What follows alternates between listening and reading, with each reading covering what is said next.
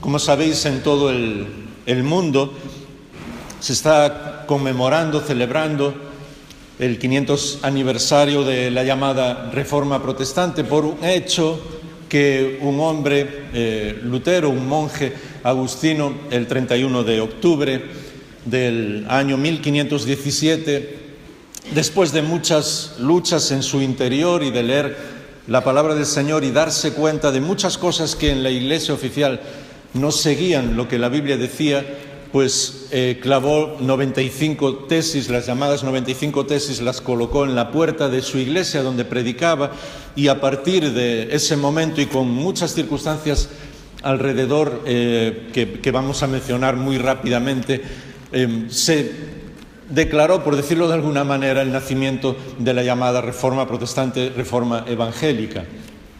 Pero a mí siempre me gusta decir que realmente, si tuviéramos que celebrar un día del nacimiento de la Reforma, tendría que ser 3 años y medio más tarde, el 17 de abril del año 1521, cuando el mismo Martín Lutero, delante de la Dieta de Worms, es decir, delante del Papa y el nuncio papal, delante del emperador de España y Alemania, Carlos V, delante de todos los condes de toda Alemania y de varios de la nobleza europea y de los presidentes y los responsables de todos los seminarios teológicos de la zona, él dijo de toda Alemania, él dijo realmente aquella genial frase de que salvo que se me convenza con la palabra de Dios y no con las palabras de los hombres que tantas veces se contradicen unos a otros, yo no puedo retractarme de lo que he escrito, porque eso era la pregunta que le hacían, que querían que se retractara de todo lo que estaba hablando. No puedo ni debo hacerlo porque una persona no puede acallar su conciencia delante de Dios. Y terminó con la frase aquella tan bonita diciendo que Dios me ayude desde este momento. Porque colocar unas ideas que uno tiene, incluso defendiendo la palabra de Dios a la puerta de una iglesia, es algo que realmente es impresionante, y vamos a ver por qué tan importante en aquel momento, en el siglo XVI. Pero defender esas ideas delante del emperador, de las personas más poderosas en aquel momento, delante de todo lo mejor, entre comillas, lo escogido, de la sabiduría del siglo XVI, y decirlo jugándose la vida, eso era mucho más que sencillamente escribir algo. Y la verdad es que la única manera de comprender lo que estaba sucediendo y lo que sucedió en el siglo XVI, y a partir sobre todo del siglo XVI hasta el día de hoy, y parte también del hecho, la razón por la que nosotros estamos aquí, aunque el Señor hubiera hecho lo mismo de otra manera, seguro, pero para comprenderlo tenemos que estar en ese momento de la historia. De la misma manera que cuando leemos la Biblia es muy difícil comprender algunas cosas, como os decía, como digo muchas veces, si no nos ponemos en la piel de aquellos que estaban leyendo la palabra de Dios, de aquellos a quienes estaban dirigidos los libros y las cartas, pues en este momento, si no comprendemos lo que estaba sucediendo en el siglo XVI, no nos damos cuenta de lo que significó que el Evangelio volviera a ser lo más importante, y que todo lo que era el tradicionalismo religioso y cómo se había apartado de la Biblia, de la palabra de Dios, de una manera absolutamente impresionante, toda la llamada cristiandad en aquel momento, no lo podemos imaginar. Porque solamente para comprenderlo, y quizás repita esa frase varias veces al estar hablando, porque es muy importante, fijaos que estamos hablando del siglo XVI, donde no existía absolutamente la libertad para nadie, donde solamente lo que era el clero y los nobles, los que tenían tierras, dominaban absolutamente por todas las personas, donde más de la mitad de la población de Europa eran esclavos, es decir, familias enteras no tenían absolutamente nada. Es obvio que no existía nada de lo que nosotros tenemos hoy como un trabajo, una propiedad, eso era impensable. La vida humana no tenía ningún valor. Una de las razones por las que Lutero realmente protestó contra lo que estaba haciendo la Iglesia de Roma fueron las llamadas indulgencias. Es decir, si tú tenías dinero podías comprar una indulgencia, se llamaba así, Y podías hacer lo que quisieras, robarle a quien quisieras, matar a quien quisieras. Estoy hablando de una manera muy burda, pero sé que me entendéis, porque la indulgencia que tú habías comprado con tu dinero te decía que Dios te había perdonado, que ibas a ir al cielo. Y es obvio que tanto mujeres como niños no tenían ningún valor. Todos los niños trabajaban desde 4 o 5 años y ninguna mujer podía salir de su casa. En cualquier momento fuera de su casa podía ser violada, raptada. No existía la familia en absoluto. Más de la mitad de las tierras de toda Europa, no estoy hablando de tierras en concreto, sino de toda Europa, eran propiedad de la Iglesia de Roma, imaginaos. Lo que había ocurrido es que después de los primeros siglos en el que el Señor Jesús proclamó el Evangelio y la primera iglesia, sobre todo los 2-3 primeros siglos, revolucionaron por completo el Imperio Romano. Tanto es así que fueron capaces de derrumbar el propio imperio en el buen sentido de la palabra, porque devolvieron la dignidad a las personas, a la familia. Las personas se sintieron hermanos unos de otros, cosas que nunca nadie imaginaba, como por ejemplo el propio apóstol Pablo escribiendo a Filemón, porque uno de sus esclavos era también uno de los responsables de la iglesia. Entonces tenían comunión juntos y eran hermanos delante del Señor, independientemente de lo que uno tenía o el otro no. Todas esas cosas echaron abajo por completo el Imperio Romano en los primeros siglos. Pero ¿qué ocurrió? Que siempre muy inteligente el enemigo, el cristianismo derrotó a Roma hasta que Roma entró dentro del cristianismo. Es decir, hasta que todos aquellos principios del Imperio Romano volvieron a introducirse poco a poco en la Iglesia, hasta que en el siglo XVI, como estaba mencionando, la Iglesia no tenía no solamente nada que ver con la Biblia, sino que no tenía nada que ver con el cristianismo, con lo que el Señor Jesús hablaba. Es más, en algunos incluso escuelas teológicas en la propia Alemania, esto es algo muy curioso, el director, el máximo responsable, el decano de una de las escuelas teológicas más conocidas, él mismo confesaba en la Universidad de Wittenberg-Karlstadt que nunca en su vida había ni siquiera visto una Biblia, ni por supuesto la había leído, y eran las personas que le hablaban de Dios a los demás. Así que imaginaos toda la cantidad de cosas que la gente decía. ¿Qué ocurre con Martín Lutero? Que él, a pesar de todo lo que había hecho en su vida, porque era un monje, además un monje de clausura, había estado toda su vida buscando la aprobación de Dios, y él mismo dice que toda mi vida monacal era irreprensible. Yo me sentía pecador delante de Dios y con mi conciencia turbada, y cuanto más buscaba a Dios, cuanto más quería ser aceptado por Él, le amaba menos, porque me daba cuenta de que solamente conocía a un Dios justo, castigador de los pecadores, porque eso era lo que le estaban predicando. Y él pasaba años enteros intentando sentir su alma libre delante de Dios, y era imposible, hasta que una Biblia cayó en sus manos. Y ahí el papel, cómo la palabra de Dios cambia absolutamente todo. Y un día Lutero se encuentra leyendo la carta a los Romanos, el capítulo 1 y el versículo 18. Dice, mejor el 16, el capítulo 1, versículo 16. Porque no me avergüenzo del Evangelio, porque es poder de Dios para salvación a todo aquel que cree, al judío primeramente y también al griego, porque en el Evangelio la justicia de Dios, es decir, lo que Dios quiere por cada uno de nosotros, se revela por fe y para fe. Como está escrito, el justo por la fe vivirá. Martín Lutero habla que cuando leyó estos versículos el cielo se le abrió por completo y se dio cuenta de que Dios era absolutamente todo lo contrario a lo que le habían dicho.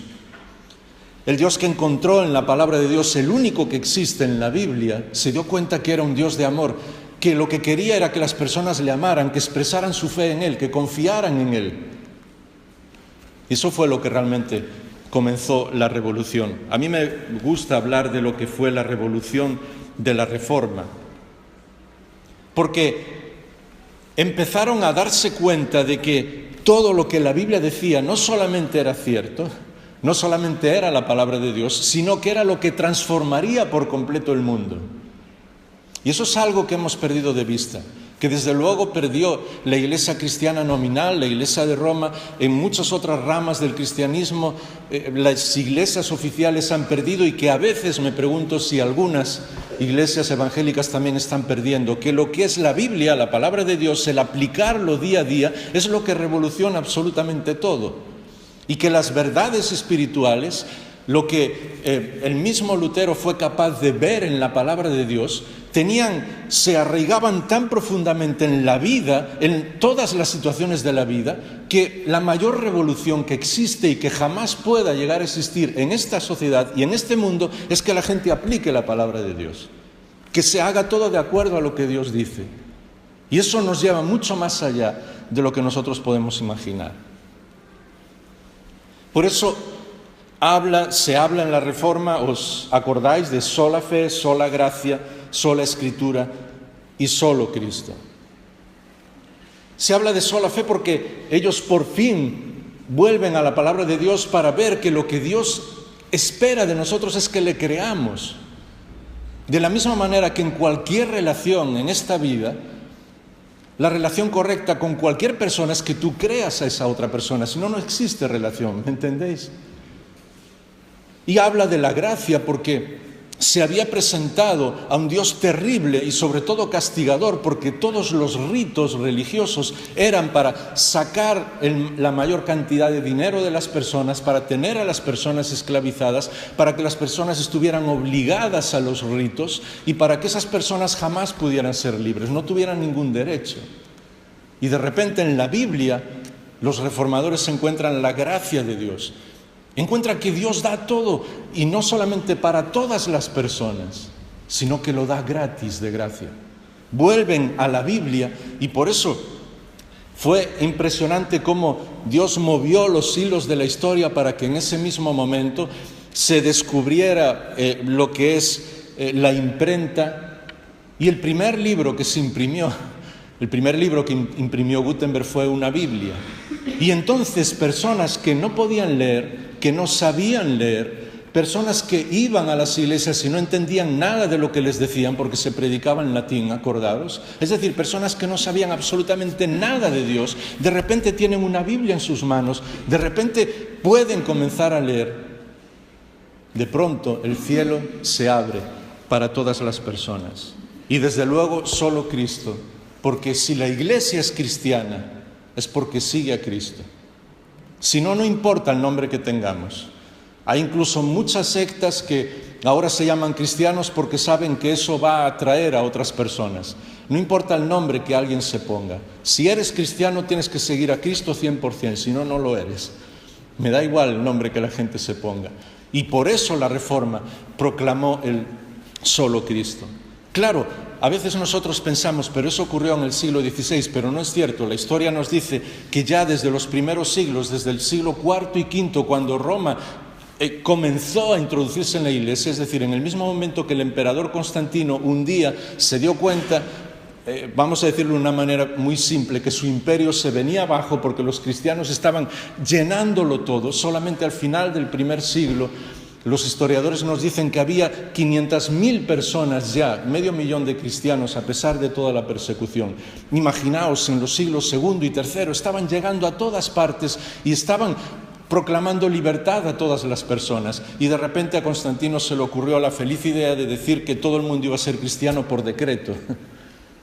Y entonces fue cuando Roma empezó a entrar en el cristianismo, la gente dejó de seguir la palabra de Dios y las cosas cambiaron por completo. Pero ya desde el siglo IV, V, gente como los montanistas y los donatistas hablaron de volver a la palabra del Señor.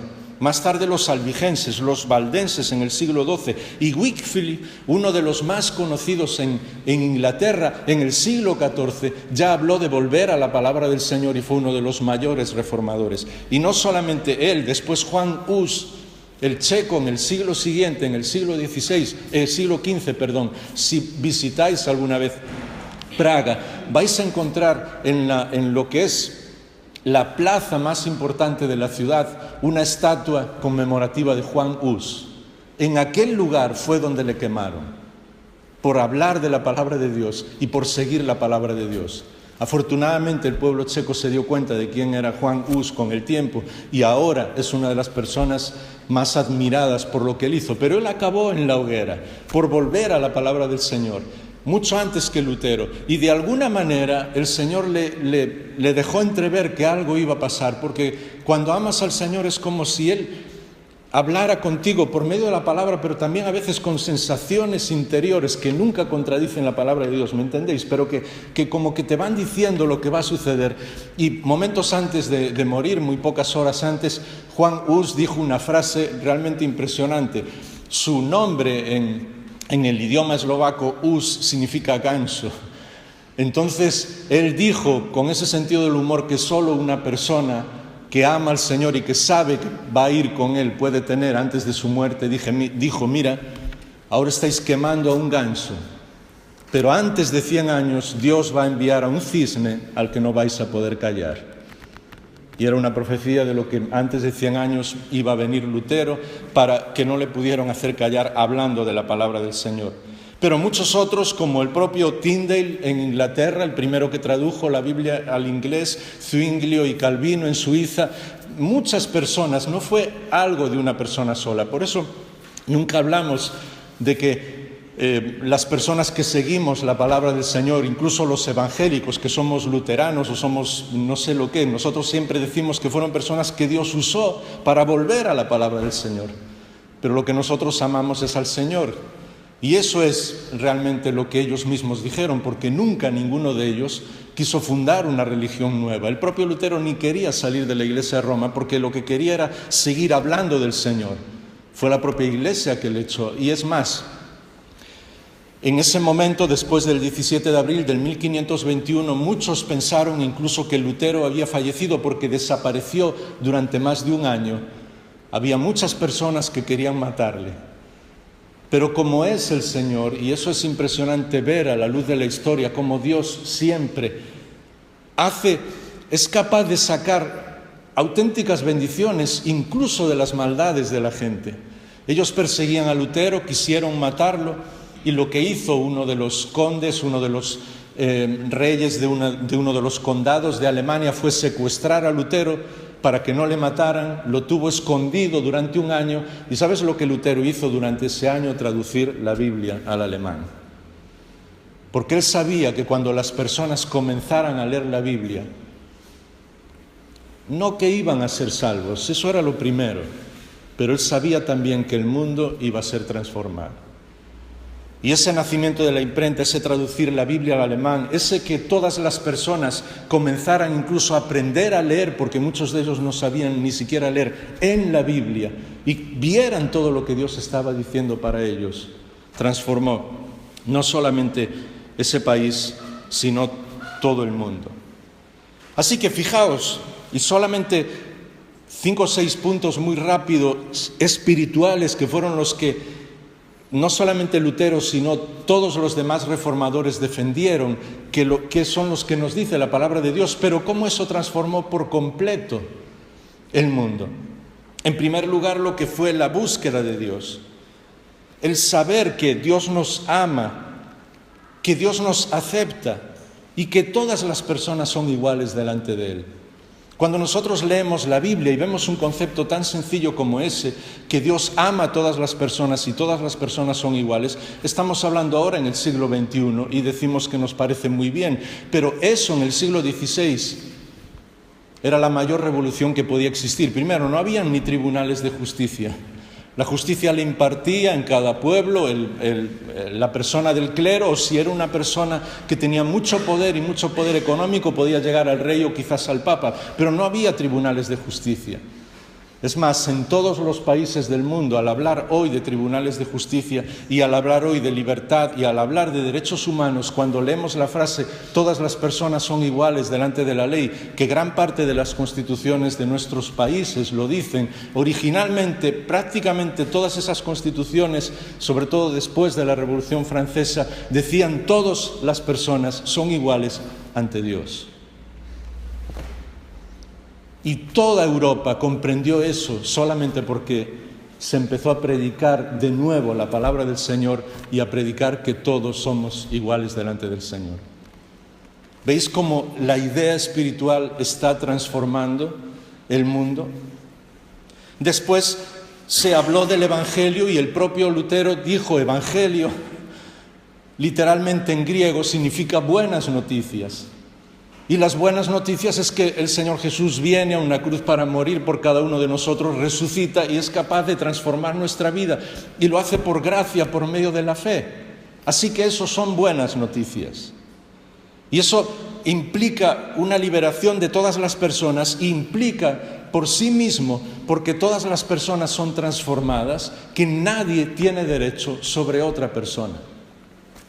Así que desde ese momento, desde el siglo XVI y principios del XVII, todas las personas creyentes, todos los que amaban la palabra de Dios, empezaron a luchar contra la esclavitud, porque no puede existir esclavitud cuando Dios ama a todas las personas.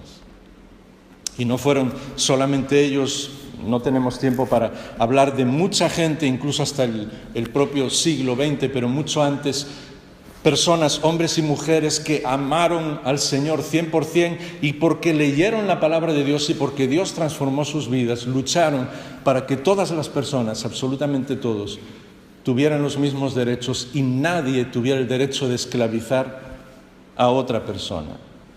Pero entonces comenzaron a hablar también en cuanto a conocer a Dios íntimamente, a relacionarse con Él. Se habló de las características de Dios, de todo lo que Dios es, cómo Él es omnipresente, omnipotente, cómo Él nos ama, cómo nos cuida. Y sobre todo se habló de que había que volver a la verdad. Y se encontró esa verdad. En un momento en que cualquiera podía engañarte, no había medios de comunicación, no había absolutamente ningún tipo de persona que pudiera decir qué era verdad o qué no. Sencillamente si el Papa decía algo, si un rey decía algo, tenía todo el poder y de ahí viene la famosa frase, lo que decían iba a misa. Muchas de las frases que decimos, que suenan incluso en broma, tienen su origen en esto. Entonces la verdad no existía.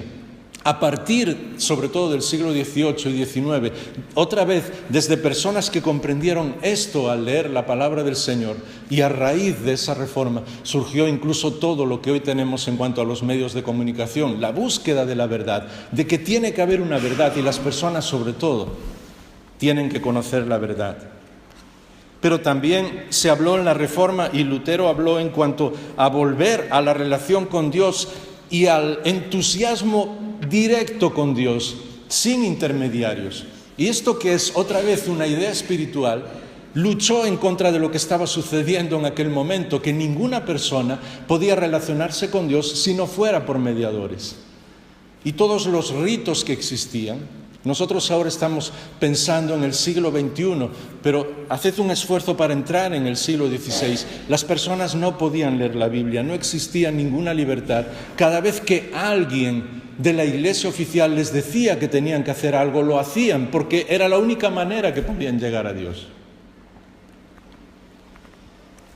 Y los ritos que mencionan y las historias que encontramos en esa época y en los años anteriores eran absolutamente terribles, porque cuando había personas que se sentían por sí mismos dueños de la vida espiritual de los demás, imaginaos lo que hacían. Y algunos de los ritos que la propia Iglesia había inventado, como puede ser la confesión, era la mejor manera de controlar a todas las personas. Imagínate el poder que tiene una persona que sabe absolutamente todos los secretos de todo un pueblo. Las indulgencias era lo mismo. Cuando hablaban incluso de ganar dinero con los ritos por las personas que habían muerto, era exactamente igual. Se construyeron catedrales en Europa con el dinero de personas que querían sacar a sus familiares del infierno, del purgatorio. Ritos que hombres habían inventado. Cuando se vuelve a la palabra del Señor y se vuelve a la relación con Dios directamente, cuando no necesitas intermediarios, todo el sistema se desmonta y las personas comienzan a vivir una vida completamente nueva. Ya no están obligados por lo que otras personas le dicen. Lo mismo cuando leemos este texto de Romanos, el justo vivirá por la fe. En ese momento comienza la libertad porque las personas saben que Dios les acepta como son. Y como decíamos al principio, vuelven a vivir aquello que se vivía en la primera iglesia, lo que Pablo hablaba, de que personas incluso de capacidades económicas muy diferentes, personas que tenían mucho conocimiento con ningún conocimiento, personas que tenían extensiones de tierra con personas que no tenían nada, hombres, mujeres, niños, personas de todas las razas, todos se reunían juntos y eran iguales delante del mismo Dios. Imaginaos lo que eso supuso en Europa en aquel momento y cómo eso transformó por completo la vida, no solamente de todo un continente, sino de todo el mundo. Y hoy la gran mayoría de las personas, incluso personas que no creen en Dios, tienen la capacidad de expresar sus ideas y tenemos que seguir luchando para que puedan expresar sus ideas, porque es un regalo del Señor, pero la tienen precisamente porque las personas volvieron a la Biblia. Porque las personas bajaron todo lo que era espiritual, y no es una buena frase lo que estoy diciendo, las personas aplicaron lo espiritual al día a día, ¿me entendéis?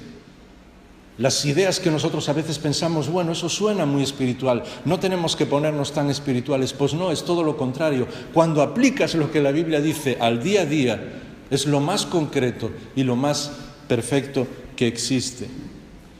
Por eso también se habla se volvió en los momentos de la Reforma, no solo Lutero, creo que lo estaréis recordando ya por lo que decíamos, muchas otras personas, de volver a la Trinidad en sí, a lo que la Biblia nos expresa de quién es Dios, Dios Padre, Dios Hijo y Dios Espíritu Santo. Porque en esa base tan sencilla de creer que es un Dios en tres personas, transformaba también por completo la vida diaria de cada uno de ellos. Por ejemplo, al volver a Dios como Padre. En aquel momento la vida familiar no existía. Otra vez tenemos que hacer un esfuerzo. Para nosotros ahora nos suena incluso a veces muy bonito, pero tenemos que hacer un esfuerzo para vernos en el siglo XVI. Y yo creo que tal como vamos, si el Señor no viene antes, dentro de unos pocos años nos vamos a sentir de una manera muy parecida. La vida familiar no tenía ningún valor. Sobre todo los hombres podían hacer absolutamente lo que querían. La vida de la mujer no existía. Un hombre podía tener todas las mujeres que quisiera.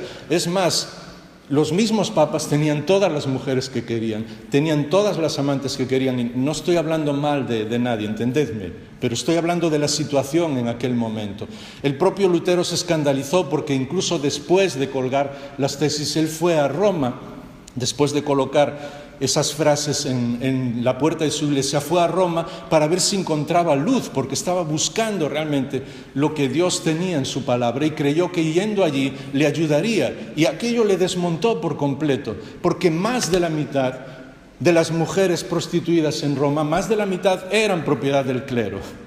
Imaginaos, no tenían ningún valor, y mucho menos los niños. Cuando se vuelve a la idea bíblica de que Dios es nuestro Padre, todos los padres que leen la Biblia y que empiezan a darse cuenta de que ese es Dios, comienzan a tratar a sus mujeres de una manera diferente, comienzan a tratar a sus hijos de una manera diferente. La familia comienza a ser tal como Dios quiere. Y eso hace la revolución mayor que ha existido desde el siglo XVI en la vida familiar, porque comprendieron que Dios, cuando colocamos nuestra vida en sus manos, es nuestro Padre. Y cuando comprendieron Jesús como el centro de todas las cosas, comprendieron que había que volver a ver lo que el Señor Jesús decía. Así que no era cuestión de que alguien dijera o explicara o ordenara lo que las personas tenían que creer. Era Jesús el que había que mirar. Y por eso cuando se descubrió de nuevo, bíblicamente hablando, el papel del Espíritu Santo, el papel del Espíritu de Dios, se descubrieron las dos claves, no solamente de la Iglesia en ese momento, sino las claves que transformaron la sociedad. En primer lugar, porque se dieron cuenta de que en la Biblia el único vicario de Cristo en la tierra es el propio Espíritu Santo. El que tiene que gobernar la Iglesia es el Espíritu de Dios. El que explica a las personas lo que la Biblia dice no es una persona, nadie, ningún papa, ni ningún pastor, ni ningún maestro, es el Espíritu de Dios, que trabaja por medio de su palabra dentro de nosotros. Y comprendieron que el Espíritu de Dios era un espíritu de comunión. Entonces esa idea de que existían personas de diferentes clases delante de Dios desapareció. Todos somos hermanos delante de Dios. ¿Os dais cuenta cómo la parte espiritual fue lo que movió absolutamente todo el mundo? Cómo no se trata de unas ideas en concreto, sino de cómo al volver a la palabra del Señor y al volver al carácter de Dios, nosotros hoy estamos viviendo de muchas de las cosas que los reformadores dijeron al volver a la palabra del Señor y cómo el mundo fue transformado. Eso, como os decía, y ya tenemos que terminar, implicó también en el momento en que comenzaron a traducir la Biblia al alemán y las personas, y al inglés, y después en Suiza y en otros países, y las personas comenzaron a leer lo que Dios decía, algo que a nosotros nos parece muy sencillo. Nosotros a veces incluso podemos tener 20, 30 Biblias en nuestra casa. Y solo un paréntesis, a veces la leemos bien poco. Dejadme cerrar el paréntesis, pero es así, y no nos damos cuenta de que la Biblia no es solamente la palabra de Dios en cuanto a nuestra vida espiritual. La Biblia, la palabra de Dios, lo es todo para nuestra vida diaria. Y por eso, cuando ellos comenzaron a leer todo lo que Dios decía, acunaron una frase absolutamente impresionante en latín, porque era lo que mucha gente conocía en aquellos momentos, que se llamaba coram Deo, en la presencia de Dios. Empezaron a decir que todo lo que hacemos, no solamente en la iglesia, sino en casa, en el trabajo, en los momentos de ocio, todo se hace en la presencia de Dios. Y eso es lo que transformó el mundo. Y no solamente el mundo, sino incluso las cosas muy concretas como el propio trabajo. Las personas no solo ya no eran esclavos, sino que querían hacer las cosas bien.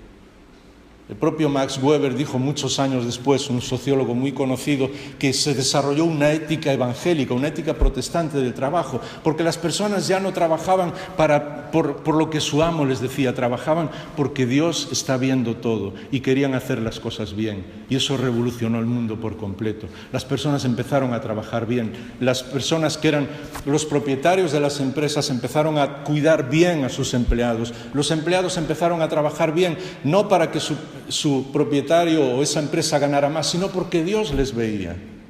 Y eso revolucionó por completo al mundo, hasta el día de hoy, en el que incluso, y no es para enorgullecerse, sino para volver a la palabra de Dios, en los países incluso de trasfondo protestante, aunque no sean muy creyentes, todavía la gente sigue queriendo hacer su trabajo bien, porque saben que Dios está ahí.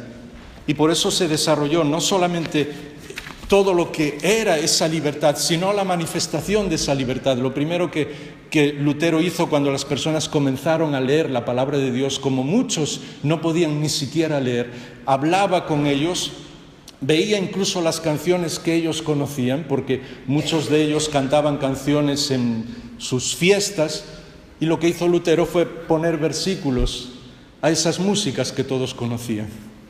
Y se comenzó a cantar la palabra del Señor.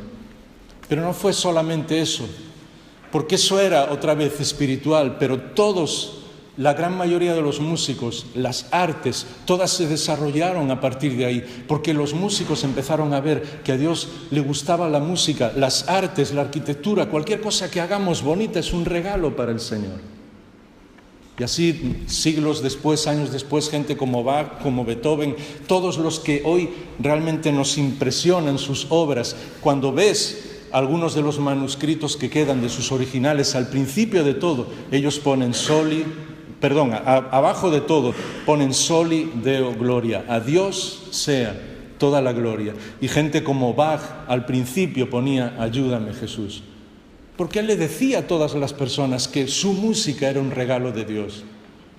¿Y sabes por qué crecieron las artes? ¿Por qué nuestros hijos ahora estudian música? ¿Por qué muchas personas disfrutan con ese regalo de Dios? Porque hubo personas que volvieron a la palabra del Señor y se dieron cuenta que la música era un regalo de Dios. Otra vez, de la idea espiritual, de la verdad espiritual, el mundo fue transformado. Y tenemos que dejarlo, el tiempo se va muy rápido, porque lo que ellos también dijeron, y es muy importante, y por eso leímos ese versículo, que no me avergüenzo del Evangelio, no solo para seguir hablando del Evangelio en el día de hoy, sino para seguir transformando el mundo. Y lo que ellos llegaron a comprender es que esa reforma que empezaba, ese volver a la Biblia, No era de una vez para siempre. Tenía que ser continuo, todos los días, todos los momentos. Y por eso otra vez en latín ellos hablan una frase que dice reformata sempre reformanda. La Iglesia reformada siempre tiene que vivir reformándose. ¿Qué es lo que estaban diciendo? Estamos volviendo a la palabra de Dios, pero ¿sabes qué? No podemos dejarla nunca. Y la única manera de no dejarla nunca es estar siempre acercándose más al Señor, siempre buscando, por decirlo de alguna manera, una nueva reforma. Y eso es lo que aprendemos del libro de los Hechos, porque básicamente lo que los reformadores hicieron fue volver al libro de los Hechos. Y el libro de los Hechos de los Apóstoles es un libro impresionante para estudiar, pero también para comprender y aplicar en la iglesia del día de hoy, porque transcurre poco más de 20 y pocos años desde el primer capítulo hasta el último, quizás 30 como mucho. Pero en esos 30 años hay cambios trascendentales dentro de la vida de la iglesia, no básicos, no sobre doctrina. La doctrina es una y es lo que la Biblia nos dice y es 100% la misma siempre en cualquier época. Pero la manera de desarrollar, la manera de predicar, la manera en la que cada iglesia puede desarrollarse era diferente. Y a veces incluso los propios discípulos se acercaban, se reunían. ¿Qué vamos a hacer con esto? Pues vamos a hacer esto para este momento. Y después hacían otra cosa diferente, porque comprendían que la iglesia del Señor Jesús es dinámica y que la iglesia del Señor Jesús tiene que transformar el mundo. Y algo que es religioso, que es intocable, que no se mueve, un dogma al que no puedes tocar, que siempre tiene que ser lo mismo, eso no transforma nada. Acabas convirtiéndote tú en un esclavo de todas esas normas. Dios nos ofrece esa gracia y esa libertad en la que la base es Él mismo, su carácter, su palabra, y lo fundamental siempre permanece ahí. Pero muchas veces el poder llegar a las personas de una manera diferente es lo que hace vencer muchos de los problemas que tenemos. Porque el enemigo es muy astuto. Y yo me temo que la lección de la Reforma en aquel momento, donde ya el cristianismo se había ido tan lejos de Dios, que no había nada, absolutamente nada que le hiciera parecido a Él, nada, no tenía nada que ver con lo que el Señor había predicado y lo que había hecho. Y espero que nunca caigamos otra vez en esa misma situación. Porque el enemigo, como es tan astuto, él siempre le encanta la religiosidad y a nosotros nos encanta también.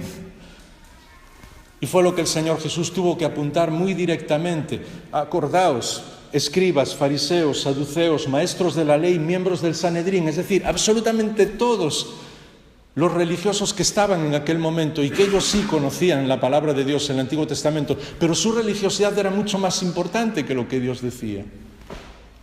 Y no nos damos cuenta de que Dios es el ser más apasionante y dinámico que existe, es el creador, es el que nos llena de gracia, es el que quiere tener esa relación con nosotros. Y por lo tanto la relación con Él tiene que ser igual. Si es sencillamente religiosidad, estamos empezando a morirnos poco a poco. Y os acordáis que el mismo Pablo lo advertía ya en una de sus cartas. Tened cuidado porque el enemigo se disfraza, no como enemigo, no como alguien horrible o con cuernos, como muchas veces, desgraciadamente, la propia Iglesia oficial lo ha presentado, no, como ángel de luz.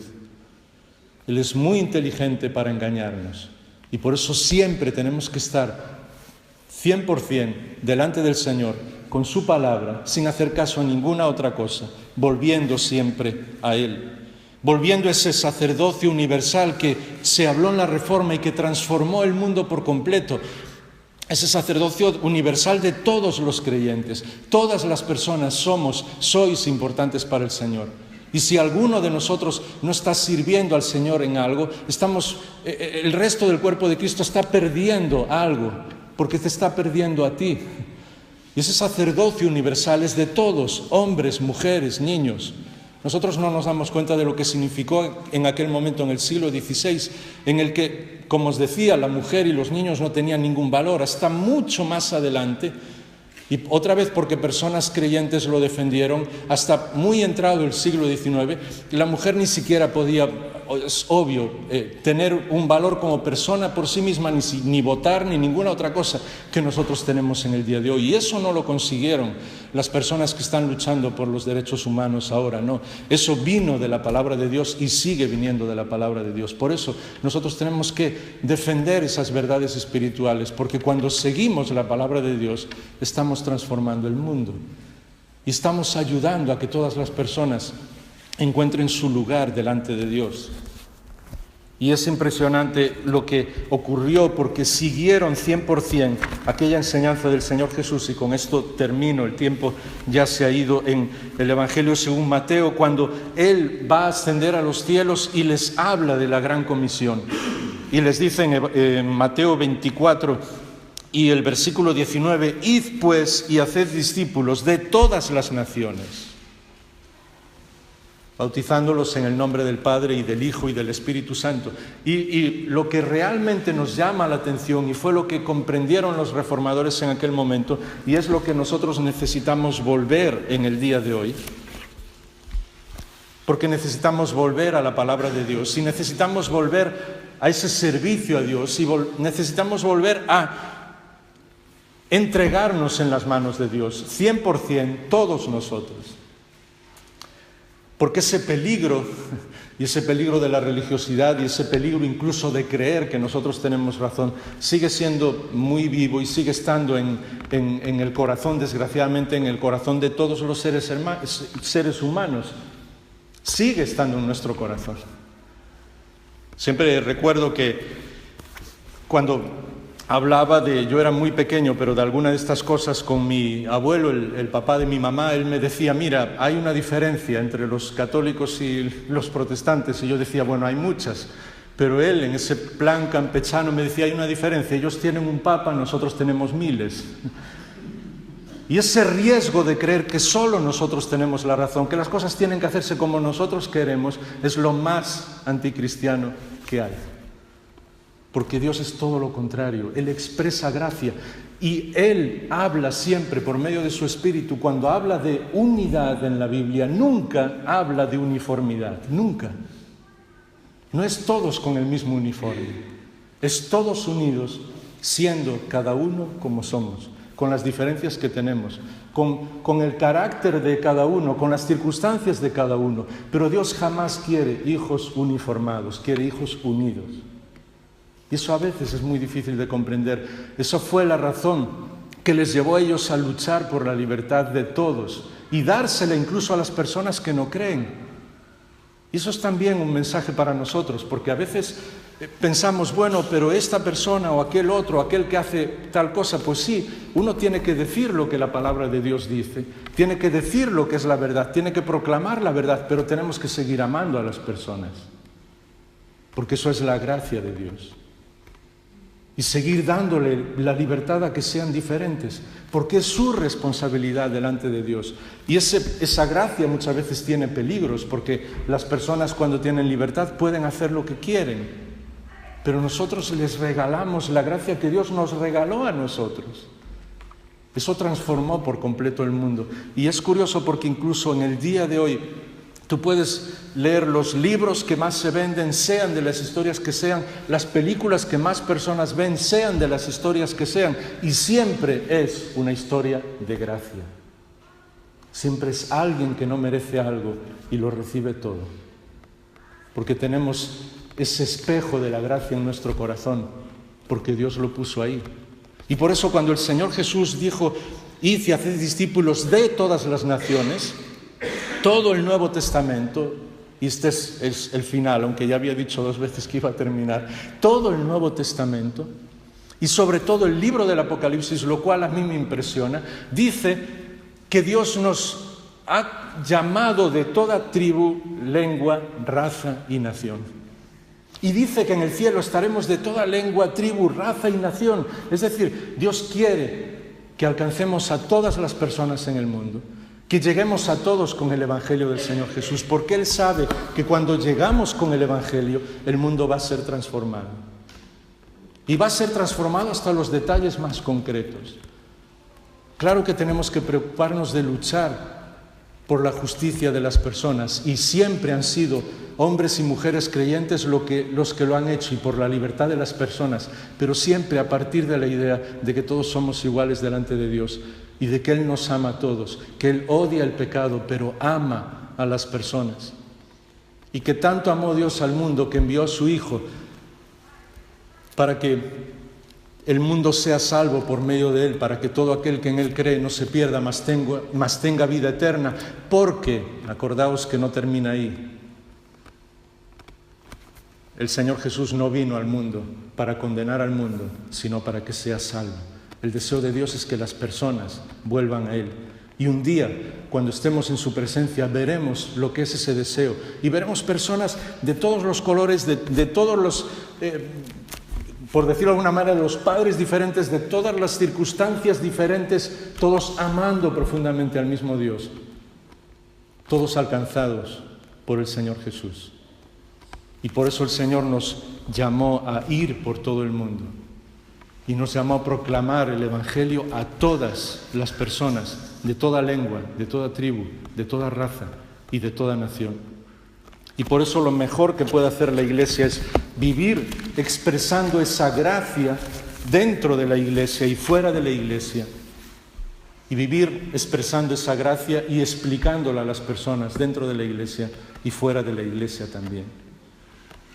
La Reforma originó un movimiento misionero que alcanzó prácticamente hasta el principio del siglo XX, y a raíz de ese movimiento misionero nosotros estamos aquí.